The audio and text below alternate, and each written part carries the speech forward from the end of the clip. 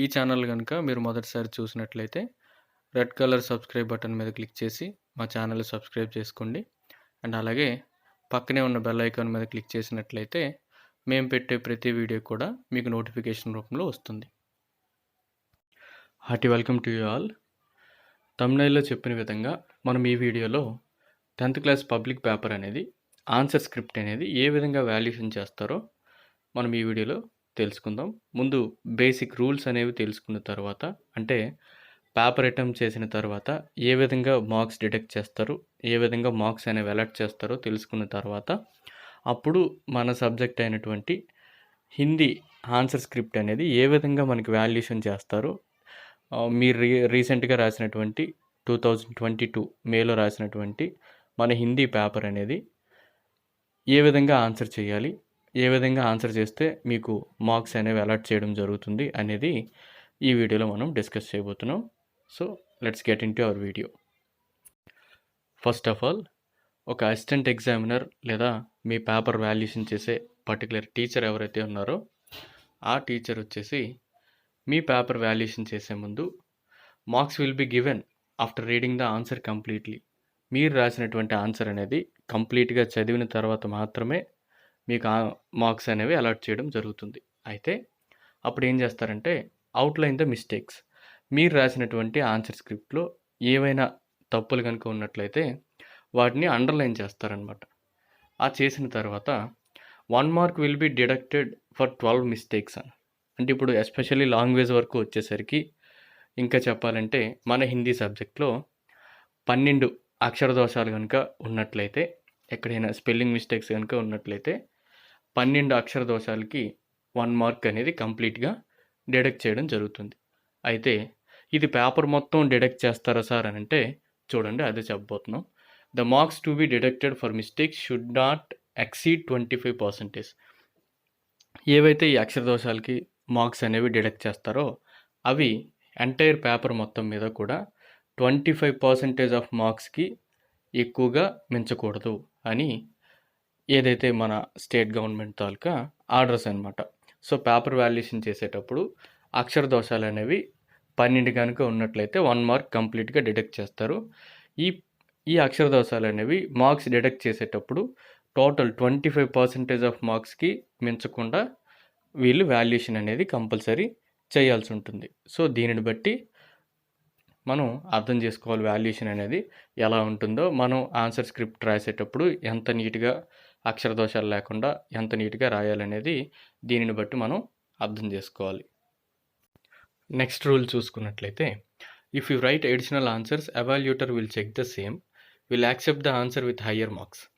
మీరు ఒకవేళ సెక్షన్లో అడిగినటువంటి క్వశ్చన్లకే కాకుండా అడిషనల్గా చాయిస్ క్వశ్చన్స్ కూడా మీరు ఆన్సర్ రాసినట్లయితే అప్పుడు ఎవాల్యుయేటర్, మీ పేపర్ ఎవరైతే కరెక్షన్ చేస్తున్నారో ఆ టీచర్ ఏం చేస్తారు అంటే 2 ఆన్సర్స్ కూడా కన్సిడర్ చేసుకుంటారు. అంటే మీరు సెక్షన్లో రాసిన ఆన్సరు, చాయిస్ కింద రాసిన ఆన్సర్ రెండు కన్సిడర్ చేసుకొని దేనికైతే హైయెస్ట్ మార్క్స్ వచ్చాయో దానిని మాత్రమే, హైయెస్ట్ మార్క్స్ మాత్రమే కన్సిడర్ చేసుకుంటారు. తక్కువ మార్కులు వచ్చిన దానికి వాళ్ళు ఏం చేస్తారంటే ఏదైతే దిద్దినటువంటి రెడ్ పెన్ కానీ పెన్సిల్ కానీ దాన్ని వాడు ఏం చేస్తారంటే దానిపైన ఎడిషనల్ లేదా చాయిస్ అని రాసేసి ఉంచుతారనమాట. అంటే వాళ్ళకి ఏం అర్థమవుతుందని అంటే ఒకే సెక్షన్లో 2 ఆన్సర్స్ అనేవి రాశారు, అయితే ఒకటి చాయిస్ కింద తీసుకున్నాం, దేనికైతే హైయెస్ట్ మార్క్స్ వచ్చాయో దాన్నే మేము కన్సిడర్ చేసుకున్నాం అని వాళ్ళు అక్కడ రాసుకుంటారు అన్నమాట. ఎందుకంటే ఎవరైతే మీ పేపర్ దిద్దుతున్నారో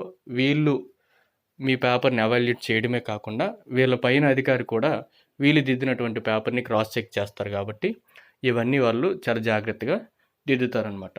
సో దీనిని బట్టి మీరు అర్థం చేసుకోవాల్సింది ఏంటంటే, ఏదైతే మీరు ఆన్సర్ స్క్రిప్ట్ రాస్తారో దేనికైతే ఎక్కువ మార్కులు పడతాయో దానిని మాత్రమే వాళ్ళు కన్సిడర్ చేస్తారు. అండ్ అలాగే priority will be given to clarity, originality and creativity. మీరు రాసినటువంటి ఆన్సర్ అనేది స్పష్టంగా ఉండాలి, క్లారిటీ. క్వశ్చన్ ఏం అడిగారు, ఆన్సర్ ఏం రాశారు, సో క్వశ్చన్కి రిలేటెడ్గా ఆన్సర్ అనేది ఉందా లేదా అనేది కంపల్సరీ ఎవాల్యుయేటర్ అనేవాళ్ళు చూస్తారు. అండ్ అలాగే ఒరిజినాలిటీ, క్వశ్చన్కి సంబంధించినటువంటి ఆన్సరే రాశారా, లేదంటే వేరే లెసన్ నుంచి ఏమైనా రాశారా, లేదంటే ఓన్గా కల్పిత గాథ లాంటిది ఏదైనా రాశారా అనేది చూస్తారనమాట.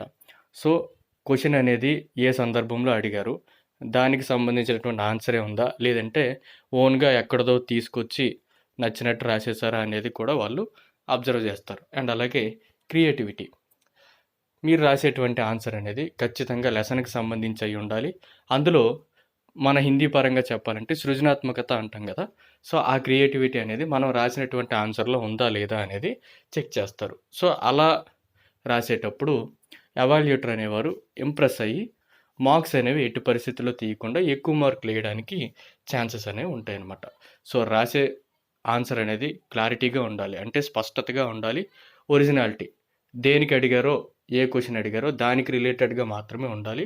క్రియేటివిటీ, మీకు వచ్చిందే కాకుండా ఆ క్వశ్చన్కి సంబంధించిన ఆన్సరే కాకుండా ఎడిషనల్గా ఇంకేమైనా పాయింట్స్ మీరు రాయగలిగితే మీకు ఎక్కువ మార్కులు వచ్చే ఛాన్సెస్ అనేవి చాలా ఉంటాయన్నమాట.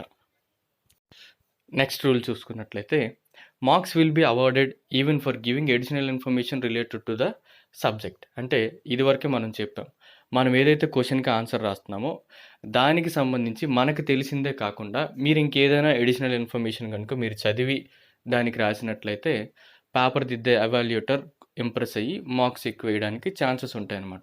ఫర్ ఎగ్జాంపుల్, ఇప్పుడు ప్రేమ్చంద్ ఉన్నారు.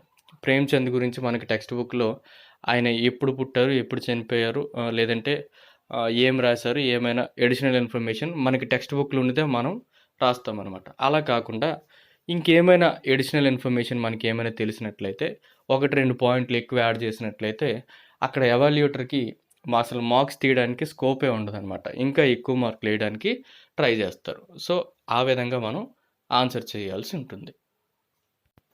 సో ఇవి మనకి పేపర్ వాల్యుయేషన్ చేసేటప్పుడు కన్సర్న్ టీచర్స్ పాటించేటువంటి బేసిక్ రూల్స్ అనమాట. అయితే ఇప్పుడు వీటిని బేస్ చేసుకొని మీరు రాసినటువంటి హిందీ పబ్లిక్ పేపర్ అనేది క్వశ్చన్ పేపర్ని డిస్ప్లే చేస్తూ దానికి ఆన్సర్ ఏ విధంగా రాయాలి, ఏ విధంగా రాస్తే మనకి మార్కులు పడతాయి అనేది ఇప్పుడు మనం డిస్కస్ చేయబోతున్నాం. ఇది ఒక రకంగా మీరు మన రాసినటువంటి పబ్లిక్ పేపర్కి కీ పేపర్ అనుకోండి. కీ పేపర్ను మనం డిస్ప్లే చేస్తూ మార్క్స్ అనేవి ఏ విధంగా అలాట్ చేస్తారు, ఏది రాస్తే అది కరెక్ట్ అనేది ఇప్పుడు మీరు చూడబోతున్నారు. దీనిని బట్టి మీకు పబ్లిక్ ఎగ్జామ్లో ఎన్ని మార్క్స్ వస్తాయి అనేది మీకు ఒక అవగాహన ఉంటే ఏర్పడుతుంది. సో మీరు ఒకసారి క్రాస్ చెక్ చేసుకోండి. ముందుగా మనం క్వశ్చన్ నెంబర్ 1 నుంచి డిస్కస్ చేసినట్లయితే ఫస్ట్ క్వశ్చన్ చూద్దాం. सावन का महीना सुहावना होता है, రాకాంకిత్ శబ్దగా తత్సమరూప్ పహచానియే. ఇక్కడ సావన్ అనే పదం ఇచ్చి దానికి తత్సమరూప్ అడిగాడు. అప్పుడు ఆన్సర్ ఏమవుతుంది? శ్రావణ్. మీరు ఇక్కడ రైట్ సైడ్లో చూసుకున్నట్లయితే మనకి భాగ్ 1లో ఇచ్చేటువంటి భాషాకి బాత్ గ్రామర్ పార్ట్ 12 క్వశ్చన్లు కూడా మీకు లెఫ్ట్ సైడ్లో క్వశ్చన్ పేపర్ డిస్ప్లే చేస్తూ వాటి యొక్క ఆన్సర్స్ అనేవి రైట్ సైడ్లో మనం డిస్ప్లే చేయడం జరిగింది. దీనిని మీరు కంపేర్ చేసుకుంటూ మీరు పబ్లిక్ ఎగ్జామ్లో మీరు ఇవి రాశారా లేదా ఒకసారి క్రాస్ చెక్ చేసుకొని మీకు ఇందులో ఎన్ని కరెక్ట్ వస్తున్నాయి, ఎన్ని రాంగ్ వస్తున్నాయి అనేది క్రాస్ చెక్ చేసుకొని టోటల్ ఎన్ని మార్క్స్ వస్తున్నాయి అనేది చెక్ చేసుకోండి. ఇది మీకు అవగాహన కొరకు మాత్రమే. మీకు ఇప్పుడు కనుక మీరు ఇవి ఒకసారి క్రాస్ చెక్ చేసినట్లయితే మీకు ఎన్ని మార్క్స్ వస్తాయి అనేది మీకు ఒక ఐడియాలజీ ఉంటుంది. అండ్ అలాగే ఇప్పుడు మనం ఇది ఎక్స్ప్లెయిన్ చేయడం వల్ల తర్వాత నెక్స్ట్ ఇయర్ బ్యాచ్ వాళ్ళకు కూడా ఏ విధంగా రాయాలి, ఏ విధంగా రాస్తే మార్క్స్ అనేవి అలాట్ చేయడం జరుగుతుంది, స్కోరింగ్ అనేది ఎక్కువ వస్తుంది అనేది వాళ్ళకు కూడా తెలుస్తుంది. సో అందుకనే మనకి ఇక్కడ ఇది ఎక్స్ప్లెయిన్ చేయడం జరుగుతుంది. సో వీడియోని స్కిప్ చేయకుండా పూర్తిగా చూడండి. మరొకసారి ఫస్ట్ క్వశ్చన్ చూద్దాం. సావన్ శబ్దగా తత్సమరూప్ శ్రావణ్. అండ్ అలాగే సెకండ్ క్వశ్చన్ చూసినట్లయితే హవా ధీరే ధీరే చల్నే లగి క్రియా విశేషణ శబ్ద్ పహచాన్కర్ లిఖియే. ఇక్కడ క్రియా విశేషణ మనకి క్లియర్గా తెలుస్తుంది. ధీరే ధీరే. 1527 అక్షరం మే లిఖియే. మనం హిందీలో రాస్తే ఏ విధంగా రాస్తాం? 1527. అండ్ అలాగే ఇంకోలా కూడా రాయొచ్చు 1527. సో ఈ రెండిట్లో మీరు ఏ విధంగా రాసినా సరే ఖచ్చితంగా ఆన్సర్ అనేది మీకు కరెక్ట్ అవుతుంది. 1 మార్క్ అనేది ఖచ్చితంగా అలాట్ చేస్తారు. సో 1527 రాసినా కరెక్టే, 1527 అని రాసినా సరే కరెక్టే. నెక్స్ట్, జల్ హమారే జీవన్ డాష్ ఏక్ ప్రముఖ్ ఆధార్ హై, సహీ కారక్ చిహ్న పహచానియే. ఇక్కడ జీవన్ కా సో మనకి ఇక్కడ అది పుల్లింగ్ అవుతుంది కాబట్టి జల్ హమారే జీవన్ కా ఏక్ ప్రముఖ ఆధార్ హై. కారక చిహ్న అనేది కా అనేది కరెక్ట్ ఆన్సర్ అవుతుంది. నెక్స్ట్ भारतवासी ऊंच नीच का भेद मिटाते हैं समाज की सही जोड़ी पहचानिए. మనకి తెలుసు ఊంచ్ నీచ్ ద్వంద్వ సమాస్, భారతవాసి అనేది తత్పురుష సమాస్ అవుతుంది. మనకి ఇక్కడ ద్విగు సమాస్ అనేది ఇవ్వడం జరిగింది. సో ఊంచ్ నీచ్ ద్వంద్వ సమాస్ అనేది కరెక్ట్ ఆన్సర్. నెక్స్ట్ पेड़ पौधों से पर्यावरण संतुलित होता है. రేఖాంకిత శబ్ద का సంధి విచ్ఛేద్ कीजिए. పర్యావరణ మనం ఏ విధంగా రాయొచ్చు? పరి ప్లస్ ఆవరణ. మీరు ఇక్కడ బడాయి రాసిన తప్పే అవుతుంది. మనం ఇక్కడ చోటాయిక మాత్రమే రాయాల్సి ఉంటుంది. సో పరి ప్లస్ ఆవరణ అనేది కరెక్ట్ ఆన్సర్. మీరు ఒకసారి ఇవన్నీ కూడా జాగ్రత్తగా చెక్ చేసుకోండి, ఎన్ని కరెక్ట్గా రాశారనేది మీకు ఐడియా వస్తుంది. నెక్స్ట్ మన్ఖో బానే వాలా ఏక్ శబ్దమే లిఖియే. మన్ఖో బానే వాలా ఏమంటాం? మన్ భావన్. సో మన్ భావన్ అనేది కరెక్ట్ ఆన్సర్ అవుతుంది. नेक्स्ट जनिक ने आल्हा उदल की वीरता अपने महाकाव्य में बखान किया. రేఖాంకిత ముహావరే కా అర్థ క్యా హై. ఇక్కడ మీరు ఈ లాస్ట్ లైన్ చూసుకున్నట్లయితే ఈజీగా రాసేయచ్చు. అపనే మహాకావ్యమే బఖాన్ కియా. తన యొక్క మహాకావ్యంలో ఏం చేస్తారు? కావ్యాల్లో ఏం చేస్తారు? ఎవరి గురించి అయినా సరే వర్ణించి చెప్తారు. సో ఇక్కడ బఖాన్ కియా అనే ముహావరేకి అర్థం ఏమవుతుంది అంటే వర్ణన్ కర్ణ అనేది ఆన్సర్ అవుతుంది. మీరు ఇక్కడ ఆప్షన్స్ ఎలిమినేట్ చేసుకున్నా సరే కరెక్ట్ ఆన్సర్ అనేది క్లియర్గా తెలుస్తుంది. యాదకరణ అంటే గుర్తుకు తెచ్చుకోవడం, పరిహాసకరణ అంటే అవతల వాళ్ళని ఎగతాళి చేయడం అదర్ పర్సన్ని, వర్ణనకరణ అంటే వర్ణించడం. మనకి అక్కడ క్వశ్చన్లోనే ఉంది. అపనే మహాకావ్యమే బఖాన్ కియా, తన యొక్క మహాకావ్యంలో వర్ణించారు. సో బఖాన్ కియా ముహావరేక అర్థం ఏమవుతుంది అని అంటే వర్ణనకరణ. నెక్స్ట్ नौकर सामान लाता है लिंग बदलकर फिर से पूरा वाक्य लिखिए. నౌకర్కి లింగు మార్చినట్లయితే ఏమవుతుంది? నౌకరాని. సో నౌకరాని సామాన్ లాతీ హై. ఇక్కడ ఫిమేల్ జెండర్ కాబట్టి లాతా అనేది లాతీ కింద చేంజ్ అవుతుంది. సో నౌకరాని సామాన్ లాతీ హై. నెక్స్ట్ 10th క్వశ్చన్ చూసుకున్నట్లయితే ఆద్మీ బాజార్ జాతా హై వచన్ బదల్కర్ ఫిర్ సే పూరా వాక్య లిఖియే. ఆద్మీ బాజార్ జాతే హై. ఇక్కడ వచన్ అడిగాడు కాబట్టి ఆద్మీ అంటే ఓన్లీ 1% గురించే చెప్తున్నాం కాబట్టి ఇక్కడ వచన్ మార్చేటప్పుడు ఎక్కువ మంది గురించి చెప్పాలి అని అంటే తా అనేది తే కింద మారుతుంది. హై పైన బిందువు అనేది వస్తుంది. సో ఆద్మీ బాజార్ జాతే హై. నెక్స్ట్ రాజు పుస్తక్ పడతా హై వాక్యకో భవిష్యత్ కాలమే బదల్కర్ లిఖియే. ఇదేమో మనకి వర్తమాన కాలంలో ఇచ్చాడు, మనం భవిష్యత్ కాలంలో మార్చి రాయాల్సి ఉంటుంది. సో దీనికి కరెక్ట్ ఆన్సర్ ఏంటి అని అంటే రాజు పుస్తక్ పడేగా. హమ్ మైదాన్ మే దౌడతా హై శుద్ధ రూప్ మే లిఖియే. ఈ ఇచ్చినటువంటి వాక్యాన్ని శుద్ధ రూపంలో మార్చి రాయాలి. హమ్ మైదాన్ మే దౌడతే హై. ఇక్కడ క్వశ్చన్లో ఇచ్చినటువంటి దౌడతా అంటే ఏకవచనం, ఒకరి గురించి మాత్రమే చెప్తుంది. మనకి ఇక్కడ సబ్జెక్ట్ వచ్చి హమ్ అంటే ఎక్కువ మంది కదా, మేము అనేటప్పుడు శుద్ధ రూపంలోకి మార్చినప్పుడు ఏమవుతుంది అంటే హమ్ మైదాన్ మే దౌడితే హే. సో ఇది శుద్ధ రూప్ యొక్క కరెక్ట్ ఆన్సర్. ఒక్కసారి మీరు ఈ 12 బిట్లు కూడా ఒకసారి క్రాస్ చెక్ చేసుకుంటే 12కి 12 ఎవరైతే కరెక్ట్గా చేశారో ఒకసారి మీరు కామెంట్ సెక్షన్లో మెన్షన్ చేయండి. సో ఇవి మనకి భాగం 1లో కరెక్ట్ ఆన్సర్స్ అనమాట. ఈ విధంగా రాసినంత వాళ్ళకి 12కి 12 మార్కులు కూడా అలాట్ చేయడం జరుగుతుంది. నెక్స్ట్ గద్యాంశ చూసుకున్నట్లయితే 13th క్వశ్చన్. మనకి ఏదైతే గద్యాంశ ఇచ్చారో ఆ పాసేజ్కి అనుగుణంగా మాత్రమే మనం ఆన్సర్ రాయాల్సి ఉంటుంది. సో దీనికి ఆన్సర్స్ అనేవి ఎలా రాయాలో చూద్దాం. ఫస్ట్ వన్ ఆ అనే క్వశ్చన్కి చూద్దాం. లోగ్ శబ్దగా పర్యాయవాచ్య శబ్ద పహచాన్ కర్ లిఖియే. సో లోగ్ శబ్దకి పర్యాయవాచ్య శబ్దం ఏమవుతుంది అని అంటే జనతా. నెక్స్ట్ చోటీ శబ్దగా విలోమ్ శబ్ద పహచాన్ కర్ లిఖియే. చోటీ అన్నాడు కాబట్టి బడి అని రాయాలి. ఒకవేళ చోట అనిస్తే బడా అని రాయాలి. మనకి ఇక్కడ బడా ఇక మాత్ర చోటీ అని ఇచ్చాడు కాబట్టి బడి అనేది రాస్తే అది మాత్రమే కరెక్ట్ ఆన్సర్ అవుతుంది. ఇక్ ప్రత్యయ వాళ్ళ శబ్ద పహచాన్ కర్ లిఖియే. అయితే మనకి ఇక్కడ పాసేజ్లో ఏదైతే ఇచ్చాడో దాన్ని మనం బేస్ చేసుకొని రాయాల్సి ఉంటుంది. సో ఇక్కడ ఇక్ ప్రత్యయ వచ్చే శబ్ద ఏంటి అని అంటే వాస్తవిక్. నెక్స్ట్ సమ్ ఉపసర్గ వాలా శబ్ద పహచాన్ కర్ లిఖియే. సమ్ అనే ఉపసర్గ వచ్చే శబ్దం ఏంటి అని అంటే సంబంధ. సంబంధ అనే దాన్ని మనం ఇక్కడ చూసుకున్నట్లయితే సమ్ అనే పదం మనకి ఇక్కడ ఉపసర్గ కింద వస్తుంది. నెక్స్ట్ लोकगीत बिहार के पश्चिम जिलों में गाए जाते हैं. इस वाक्य में क्रिया शब्द पहचान कर लिखिए అన్నాడు. అయితే ఈ సెంటెన్స్లో క్రియా శబ్ద అనేది ఏంటి అనేది చూడాలి. సెంటెన్స్ బట్టి అయితే గాయే జాతే హై అని కూడా రాయొచ్చు, లేదంటే గాయే జాతే అని ఆ శబ్ద కూడా ఆ సెంటెన్స్ కూడా మనం రాయొచ్చు. గాయే జాతే హై అని రాసినా ఇస్తారు కరెక్ట్ ఆన్సర్. అండ్ అలాగే గాయే జాతే అనేది కూడా రాసినా సరే అది కూడా క్రియా శబ్ద అవుతుంది. కాబట్టి ఈ రెండిట్లో ఏది రాసినా సరే మనకి కరెక్ట్ ఆన్సర్ అనేది అవుతుంది.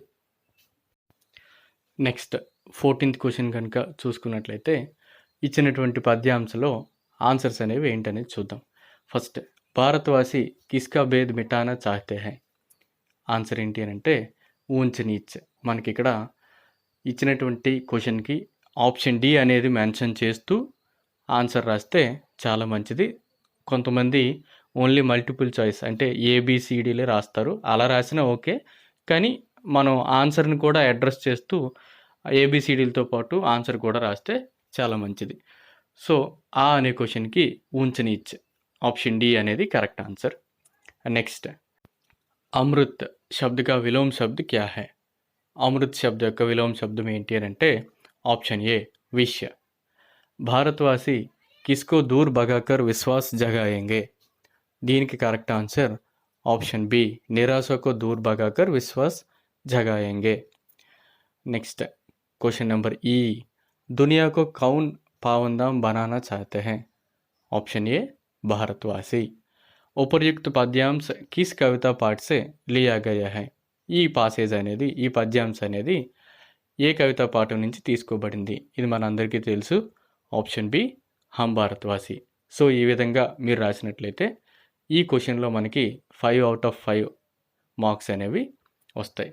నెక్స్ట్ గద్యాంశ చూసుకున్నట్లయితే నెక్స్ట్ 15th क्वेश्चन చూసుకున్నట్లయితే నిమ్నలిఖిత గద్యాంశ పढ़कर दिए गए प्रश्नों के उत्तर एक वाक्य में लिखिए. ఈ కింద నుంచినటువంటి గద్యాంశను బేస్ చేసుకొని ఆ ఆన్సర్స్ క్వశ్చన్స్కి ఆన్సర్స్ రాయండి అని అన్నాడు. అయితే వీటి యొక్క ఆన్సర్స్ అనేవి చూద్దాం. భారత్ కో ఏకతా కే సూత్ర మే బాంధనే వాली భాష కౌన్ సి హై. దీనికి మనం వాక్య రూపంలో ఆన్సర్ అనేది రాయాల్సి ఉంటుంది కాబట్టి దీని యొక్క ఆన్సర్ అనేది చూద్దాం. మీరు రైట్ సైడ్లో చూడండి.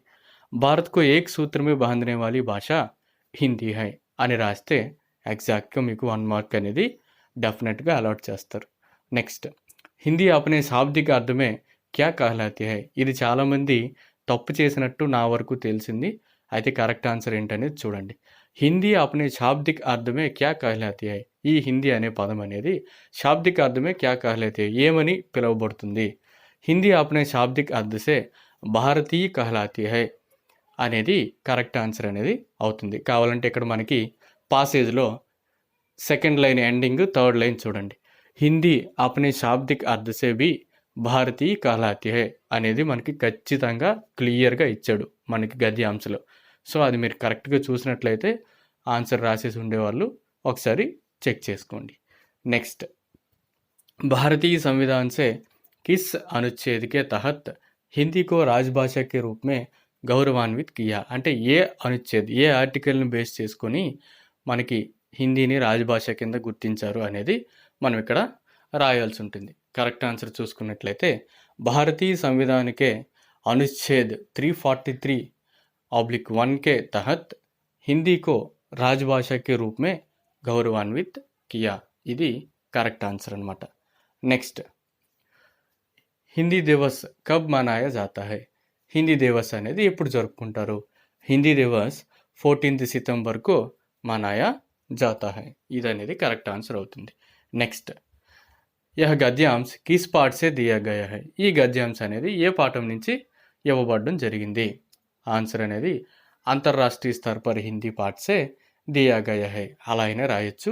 లేదంటే యహ గద్యాంశ్ అంతర్రాష్ట్రీయ స్థర్ పర్ హిందీ పాఠ్ సే దియా గయా హై అలా అయినా సరే రాయొచ్చు. ఏ విధంగా రాసినా మనకి మార్క్ అనేది అలాట్ చేస్తారు. నెక్స్ట్ క్వశ్చన్ నెంబర్ 16 చూసుకున్నట్లయితే గద్యాంశ ఇచ్చి మల్టిపుల్ చాయిస్ టైప్లో మనం ఆన్సర్స్ అనేవి రాయాల్సి ఉంటుంది. వీటి యొక్క ఆన్సర్స్ అనేవి ఏంటనేది చూద్దాం. మానవనే కఫీ ప్రగతి కహా కర్ లీ థీ. అయితే దీని యొక్క ఆన్సర్ అనేది ఏంటి అని అంటే ఆప్షన్ సి పృథ్వీ. మనకి పాసేజ్ బట్టి ఆన్సర్ అనేది ఉంటుంది. ఫస్ట్ లైన్ ఎండింగ్లో చూడండి, పృథ్వీ పర్ మానవనే కఫీ ప్రగతి కర్ లీ థీ. దాన్ని బేస్ చేసుకుని మనం ఆన్సర్ అనేది రాయాల్సి ఉంటుంది. నెక్స్ట్ మానవనే కిస్ సమస్యకు లగ్భగ్ హల్ కర్ లియా థా. ఏ యొక్క సమస్యని సుమారుగా సాల్వ్ చేశారు ఏంటి అని అంటే ఆప్షన్ ఏ పర్యావరణ్. రిమైనింగ్ క్వశ్చన్స్ అనేవి బై మిస్టేక్ నేను ఇక్కడ యాడ్ చేయడం మర్చిపోయాను. మీ దగ్గర క్వశ్చన్ పేపర్ ఉన్నట్లయితే ఒకసారి ఆన్సర్స్ అనేవి చెక్ చేసుకోండి. క్వశ్చన్ నెంబర్ ఈకి ఆన్సర్ అనేది ఆప్షన్ సి మానవ్. క్వశ్చన్ నెంబర్ ఈ ఆన్సర్ ఆప్షన్ బి పానీ. లాస్ట్ క్వశ్చన్ నెంబర్ ఊ చూసుకున్నట్లయితే కరెక్ట్ ఆప్షన్ అనేది డి శ్రీప్రకాష్. సో ఇది మనకి 16th క్వశ్చన్ వరకు ఉన్నటువంటి ఆన్సర్స్. మీరు కనుక ఇవి కరెక్ట్గా రాశారో లేదా అనేది ఒకసారి క్రాస్ చెక్ చేసుకోండి. అండ్ ఇది చూడడం వల్ల నెక్స్ట్ ఇయర్ 10th వచ్చే వాళ్ళకి కూడా బాగా యూజ్ అవుతుంది. అంటే మనకి గద్యాంశ ఇచ్చేటప్పుడు వన్ వర్డ్లో అంటే సెంటెన్స్ రూపంలో ఆన్సర్స్ రాయాలంటే ఎలా రాయాలి, మల్టిపుల్ చాయిస్ ఇచ్చేటప్పుడు ఆన్సర్స్ అనేవి ఏ విధంగా రాయాలి, మనం క్వశ్చన్ నెంబర్ వేస్తూ ఏబిసిడీలు ఇచ్చినట్లయితే ఏబిసిడీలు మనం వేస్తూ పక్కన ఆన్సర్ అనేది మెన్షన్ చేస్తూ రాస్తే చాలా మంచిదన్నమాట. సో ఇది మనం రాసేటువంటి విధానం. ఈ విధంగా రాసినట్లయితే పేపర్ అనేది ఫుల్ ఫ్లెడ్జ్డ్గా ప్రజెంటేషన్ అనేది బాగుంటుంది. నెక్స్ట్ 17th క్వశ్చన్ చూసుకున్నట్లయితే మనకి కవి పరిచయ్. ఫస్ట్ వన్ చూడండి, హమ్ భారత్వాసి కవితకే కవి ఆర్పి నిశంక్ జీకే బారేమే లిఖి. మనకి ఇందులో ఎటువంటి చాయిస్ ఉండదు. 2 4 8 కాబట్టి మనం ఇక్కడ ఈ 2 క్వశ్చన్స్ కూడా మనం అటెంప్ట్ చేయాలి. అయితే దీని యొక్క ఆన్సర్స్ అనేవి ఏ విధంగా రాయాలో చూడండి. సమకాలీन हिंदी काव्यों में डॉक्टर रमेश पोखरियाल निशंक का स्थान अग्रगण्य है. इनकी रचनाओं का मुख्य विषय देशभक्ति है. समर्पण, नवंकुर, मुझे विधाता बनाना है, तुम भी मेरे साथ चलो आदि इनकी प्रसिद्ध रचनाएं हैं. बहुचर्चित कृतियों की रचना के कारण देश विदेशों में इनकी प्रशंसा हो रही है. సో ఈ విధంగా మినిమం మనం ఈ మ్యాటర్ రాసినట్లయితే మనకి సరిపోతుంది. 4 మార్క్స్ అనేవి ఖచ్చితంగా అలాట్ చేస్తారనమాట. ఇది as per government scheme of valuation కాబట్టి ఖచ్చితంగా మనం రాసేటువంటి 4 పాయింట్లు అనేవి ఫుల్ ఫ్లెడ్జ్డ్గా అడిగినటువంటి క్వశ్చన్కి కరెక్ట్గా ఉంటే వాళ్ళు మార్క్స్ అనేవి అలాట్ చేయడం జరుగుతుంది. ఇది కూడా మనం ప్రాపర్ హ్యాండ్ రైటింగ్తో సరిగ్గా రాయకపోతే మాత్రం మనకి మార్క్స్ అనేవి తగ్గిస్తారు. మీకు ఎందుకంటే ముందే చెప్పాను, పేపర్ అనేది క్లారిటీగా ఉండాలి, ఒరిజినాలిటీగా ఉండాలి, క్రియేటివిటీ ఉండాలి. ఇలా ఉంటేనే ఎవాల్యుయేటర్ అనేవాడు ఫుల్ మార్క్స్కి మనం వేయడం జరుగుతుంది. మీరు అనుకోవచ్చు, నేను రాశాను కదా నాకు ఇది 4 మార్క్స్ వచ్చేస్తాయి కానీ తక్కువ వేసారు ఏంటి అని అనుకోవచ్చు. కానీ అలా ఎప్పుడైతే మీరు అనుకునే దానికంటే మార్కులు తగ్గాయి అని అంటే మీ పేపర్ ప్రజెంటేషన్ అనేది బాగాలేదు, మీరు రాసినటువంటి దాంట్లో అక్షర దోషాలు ఉన్నాయి అని మీరు అర్థం చేసుకోవాలి. సో ఏ ఎవాల్యుయేటర్ కూడా మీకు మార్కులు తగ్గించడానికి ప్రయత్నించరు, ఎట్టి పరిస్థితుల్లో ప్రయత్నించరు. ఎవరైనా సరే మార్కులు ఎక్కువ వేయడానికే చూస్తారు కానీ తగ్గించడానికి మాత్రం ట్రై చేయరు. సో ఇది మీరు గమనించాలి. నెక్స్ట్ 18th క్వశ్చన్ చూసుకున్నట్లయితే మనకి ఇక్కడ ఎవరి గురించి, హిందీ సాహిత్య के सुपरिचित रचनाकार శ్రీ భగవత్ శరణ్ ఉపాధ్యాయ के बारे में आप क्या जानते हैं అనేది మనకి ఇవ్వడం జరిగింది. సో భగవత్ శరణ్ ఉపాధ్యాయకి సంబంధించినటువంటి మనం కవి పరిచయం అనేది రాయాల్సి ఉంటుంది. అయితే నేను ఇలా చదువుకుంటూ వెళ్తే మనకి వీడియో లెంత్ అనేది ఎక్కువగా అయిపోతుంది కాబట్టి ఈ క్వశ్చన్కి ఏ విధంగా రాస్తే మార్క్స్ పడతాయి అనేది మీకు ఇక్కడ ఈ స్క్రీన్ మీద మీకు కనిపిస్తుంది. దానిని బట్టి మీరు రాశారో లేదో, మినిమం ఇక్కడ చూపించిన పాయింట్స్ అనేవి మీరు రాశారో లేదో క్రాస్ చెక్ చేసుకోండి. ఇక్కడ మీకు ఏవైతే కనిపిస్తున్నాయో మినిమం ఆ పాయింట్స్ కనుక మీరు రాసినట్లయితే ఎట్టి పరిస్థితుల్లో 3.5 మార్క్స్ అనేవి కంపల్సరీ వేస్తారు. 3 మార్క్స్ పక్కా. ఒకవేళ మీ ప్రజెంటేషన్ బాగుండి ఖచ్చితంగా పాయింట్స్ కనుక గుడ్ హ్యాండ్ రైటింగ్తో రాస్తే 4 out of 4 అనేది ఖచ్చితంగా వేస్తారనమాట. సో, ఒక్కొక్క క్వెషన్‌కి ఆన్సర్ ఏ విధంగా రాయాలి, మినిమమ్ ఎన్ని పాయింట్లు రాయాలనేది ఒక్కొక్క క్వెషన్‌కి నేను ఇక్కడ ఆన్సర్ డిస్‌ప్లే చేస్తుంటాను. మీరు దాన్ని బట్టి మీరు ఫాలో అవ్వండి. ఓకేనా? నెక్స్ట్ 3 మార్క్స్ క్వెషన్స్ కనుక చూసుకున్నట్లయితే ఫస్ట్ క్వెషన్ చూడండి 19th क्वेश्चन अपने जीवन में आने वाली उलझनों से बचे रहने के लिए हम क्या-क्या कर सकते हैं? ఇది క్వెషన్. దీనికి 3 ఔట్ ఆఫ్ 3 మార్క్స్ గనుక పడాలి అనంటే మీరు ఏ విధంగా రాయాలి? ఫస్ట్ వన్ చూద్దాం. अपने जीवन में आने वाली उलझनों से बचे रहने के लिए पहले हम వాస్తవికతకు సమझना चाहिए. ఇక్కడ చిన్న స్పెల్లింగ్ మిస్టేక్ వచ్చింది. వాస్తవికత అనేది రాయాలి మనం ఇక్కడ. సో उलझनों के आने पर हमें हिम्मत नहीं हारना चाहिए. నిరాశ छोड़कर मन में विश्वास जगाकर आगे बढ़ना चाहिए. సో ఈ విధంగా ఖచ్చితంగా మినిమమ్ 3 పాయింట్లు గనుక రాసినట్లయితే మనకి మార్క్స్ పడడానికి స్కోప్ ఉంటుందన్నమాట. కానీ ఇక్కడ దీని అర్థం ఏంటి అనంటే ఏది రాసినా రాయకపోయినా ఖచ్చితంగా ఈ 3 పాయింట్లు అనేవి మీరు రాసినటువంటి ఆన్సర్‌లో ఉండాలి అని వీళ్ళ యొక్క ఉద్దేశం అనమాట. సో అందుకనే ఎవాల్యుయేషన్‌లో స్కీమ్ ఆఫ్ ఎవాల్యుయేషన్‌లో మనకి ఈ పాయింట్స్ అనేవి ఇవ్వడం జరుగుతుంది. మీరు రాసినటువంటి ఆన్సర్‌లో కంపల్సరీ ఈ 3 పాయింట్లు గనుక ఉన్నట్లయితే అప్పుడు మీకు ఎక్కువ మార్క్స్ ఇవ్వడానికి స్కోప్ ఉంటుంది. అండ్ అలాగే వీటితో పాటు మీ హ్యాండ్ రైటింగ్ బావుండాలి. ప్రెజెంటేషన్ కూడా బావుండి కొత్తగా అడిషనల్‌గా పాయింట్స్ రాసినట్లయితే full out of full marks అనేవి వేస్తారనమాట. నెక్స్ట్ 20th क्वेश्चन చూసినట్లయితే मेरा के गुरु ने उसे कौन सी अमोलक वस्तु दी है? దానికి ఆన్సర్ ఏ విధంగా రాయాలి అనంటే मेरा के गुरु ने उसे राम नाम की अमोलक वस्तु दी. यह मेरा के जन्म जन्म की पूंजी है. यह वस्तु ना कभी घटेगी और ना इसकी चोरी होगी అనేది అనే విధంగా ఈ విధంగా మనం ఖచ్చితంగా 3 పాయింట్లు రాసినట్లయితే సరిపోతుంది. వీటితో పాటు మనం ఎక్స్ట్రాగా కూడా యాడ్ చేయొచ్చు. ఏ ఉన్నా ఉండకపోయినా మెయిన్ ఈ 3 పాయింట్లు అనేవి మనం రాసేటువంటి ఆన్సర్‌లో ఉండాలన్నమాట. నెక్స్ట్ 21 క్వెషన్ చూసినట్లయితే ఈ క్వెషన్ కొంతమందికి కష్టంగా అనిపించింది. ఎందుకంటే ఇండైరెక్ట్‌గా ఇచ్చాడు కాబట్టి కష్టంగా అనిపించింది. ఈ క్వెషన్‌కి ఏ విధంగా రాయాలనేది ఒకసారి చూడండి. भारत के अलावा किन-किन देशों में हिंदी की मांग बढ़ती ही जा रही है. అయితే దీనికి మనం ఆన్సర్ ఏం రాయాలి అనంటే भारत के अलावा कई देशों में हिंदी की मांग बढ़ती जा रही है. जापान, जर्मन, अमेरिका, इंग्लैंड जैसे प्रमुख देशों में हिंदी की मांग बढ़ रही है. यहाँ के विश्वविद्यालयों में भी हिंदी पढ़ाई जा रही है. ఈ విధంగా మెయిన్ ఈ 3 పాయింట్స్ రాసినట్లయితే మీకు ఎక్కువగా మార్క్స్ ఇవ్వడానికి అవకాశం ఉంటుంది. సో వీటితో పాటు కూడా మీరు జనరల్‌గా రాయొచ్చు. ఇక మిగతా రిమైనింగ్ క్వెషన్స్ చూసుకున్నట్లయితే మనం ప్రతి క్వెషన్‌కి ఇలా ఆన్సర్ చెప్పుకుంటూ వెళ్తే వీడియో చాలా లాగ్ అయిపోతుంది. సో ఇక్కడ మీరేం చేస్తారంటే మీకేమైనా క్వెషన్‌కి ఆన్సర్ అనేది డౌట్‌గా ఉన్నట్లయితే వీడియోను పాజ్ చేసుకొని ఆ పర్టిక్యులర్ క్వెషన్‌కి సంబంధించినటువంటి ఆన్సర్ అనేది ఒకసారి క్రాస్ చెక్ చేసుకోండి. మీరు రాసింది ఎక్కడుంది కరెక్టా కాదా అనేది చూసుకోండి. సో ఇది 22 క్వెషన్. బచ్చోं के लिए टेसी थॉमस का संदेश क्या है? సో ఇప్పుడు మీకు స్క్రీన్ మీద కనిపిస్తున్న ఈ మెయిన్ 3 పాయింట్స్ ఉంటే మీకు మార్క్స్ ఎక్కువ రావడానికి అవకాశం ఉంటుంది. సో ఏ ఉన్నా లేకపోయినా ఈ 3 పాయింట్స్ అనేవి ఖచ్చితంగా ఉండాలి. నెక్స్ట్ 23rd క్వెషన్ చూసినట్లయితే जल स्रोतों को सुरक्षित रखने के लिए हमें क्या करना चाहिए? సింపుల్‌గా ఈ 4 పాయింట్స్ రాసేస్తే సరిపోతుంది. जल का दुरुपयोग ना करें, कूड़ा कचरा नदी नालों में ना बहाएं, तालाबों और जलाशयों को सूखने ना दें, वर्षा के पानी को जमा करने के लिए सूखने वाले गड्ढे खोदें. సో ఈ విధంగా మనకి రాస్తే సరిపోతుంది. నెక్స్ట్ శాంతి की परिभाषा क्या हो सकती है? अपने शब्दों में बताइए. మీకు ఇంతవరకు నెంబర్ ఆఫ్ ఎగ్జామ్స్ రాశారు. ఎప్పుడు రిపీటెడ్ క్వెషన్ ఏది అని అంటే ఇదే. సో మీరు ఇది చాలా బాగా రాస్తారు. సో ఒకసారి ఈ పాయింట్స్ ఒకసారి చెక్ చేసుకోండి మీరు రాసినటువంటి ఆన్సర్‌లో ఉన్నాయో లేదో. ఓకేనా?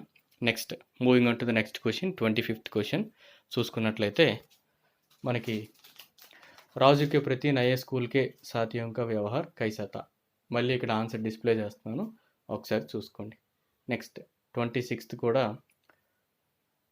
చూసుకున్నట్లయితే अकाल की समस्या को दूर करने के लिए राजा कुमार वर्मा ने क्या-क्या उपाय सोचे होंगे?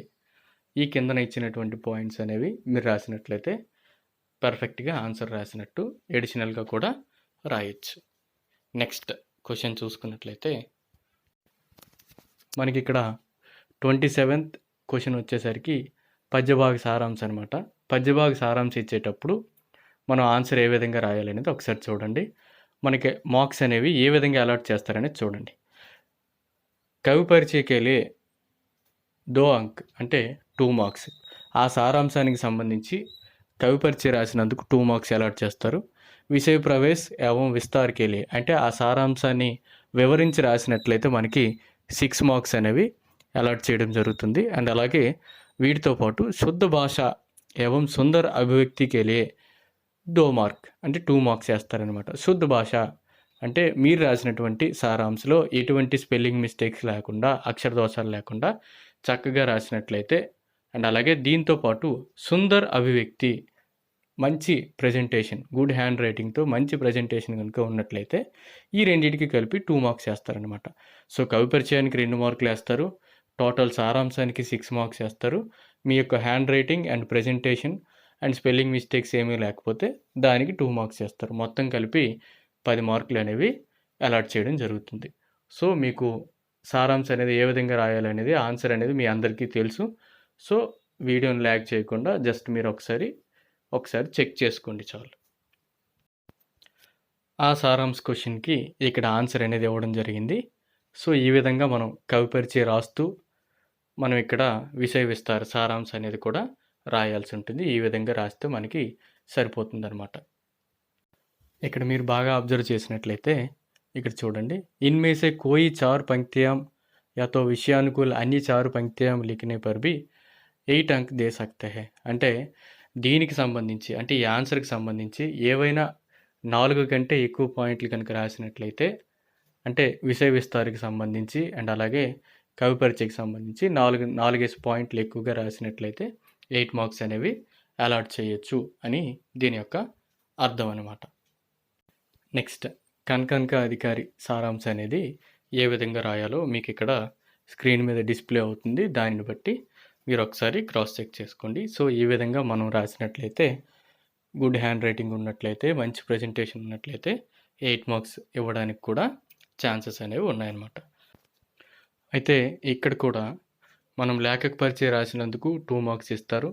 విషయ ప్రవేశ్ లేదా విషయ విస్తార్ రాసినందుకు 6 మార్క్స్ అలాట్ చేస్తారు. స్పెల్లింగ్ మిస్టేక్లు లేకుండా ప్రజెంటేషన్ బాగుంటే 2 మార్క్స్ యాడ్ చేస్తారు. సో ఈ విధంగా మనకి సారాంశానికి 10 మార్క్స్ అనేవి ఇస్తారు. నెక్స్ట్ 29th క్వశ్చన్ చూసుకున్నట్లయితే ఇందులో మనకి 2 లెటర్స్ ఇస్తారు, మనం ఒకటి రాయాల్సి ఉంటుంది.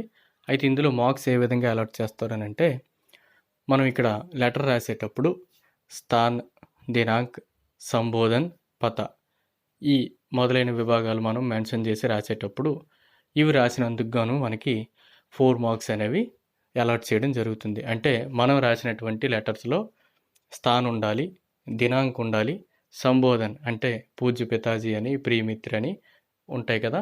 సో ఈ విధంగా సంబోధన నుంచి రాసినందుకు, పత అడ్రస్ రాసినందుకు మనకి 4 మార్క్స్ అనేవి అలాట్ చేయడం జరుగుతుంది.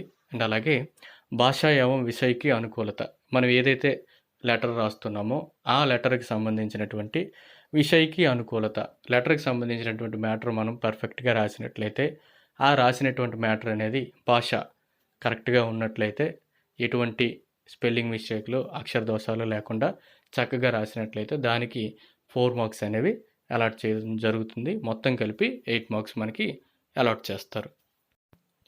ఇంక ఇందులో చెప్పుకోదగ్గ విషయం ఏంటంటే, కొంతమందికి బాడీ ఆఫ్ ది లెటర్ అనేది రాయడం రాదు. అంటే మీరు పూర్తిగా బాడీ ఆఫ్ ది లెటర్ రాయకపోతే, అంటే విషయకి అనుకూలత అని చెప్పుకున్నాం కదా, ఆ లెటర్కి సంబంధించినటువంటి main matter body of the letter కనుక మీరు రాయకపోయినట్లయితే మీకు పూర్తిగా మార్క్స్ అనేవి అలాట్ చేయడం జరగదు.